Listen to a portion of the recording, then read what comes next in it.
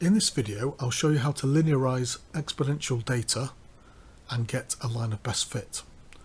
So here is the XY data that we're going to be using, and if we highlight the data and click Insert, Scatter Graph, we can see the data points plotted. If we right click and add a trend line, we can see that a linear line of best fit does not go through the points, and in fact what we need is an exponential, and that will then go through the data points very nicely. So if we move this out of the way for a moment, what we're going to do is we're going to try and linearize this data and get the intercept and the gradient, and then work out an overall equation for the exponential data.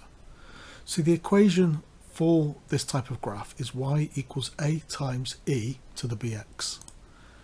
And if we take the natural log of both sides, we can use the properties of logs to rearrange and put this into a form where effectively we have a straight line fit.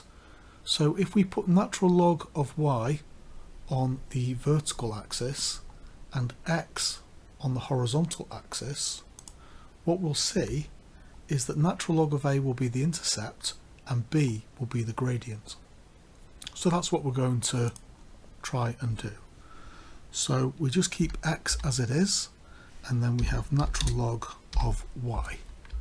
So we're going to use these headings. Now for x we don't transform it at all, we just keep it as it is, and then for y we're doing natural log, which is ln in Excel. So we press equals ln, select the value, close the brackets, and that gives us the value there. Now if we copy down, we now have the values that we're going to be using. Okay, so we are going to find a line of best fit for this, and if we insert a scatter graph, we can see that we now do have a linear relationship. If we add the trend line, we can see the straight line goes through that.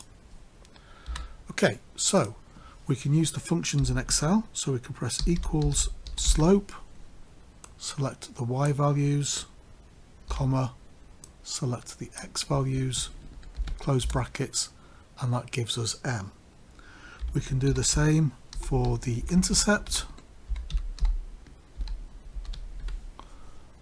y values,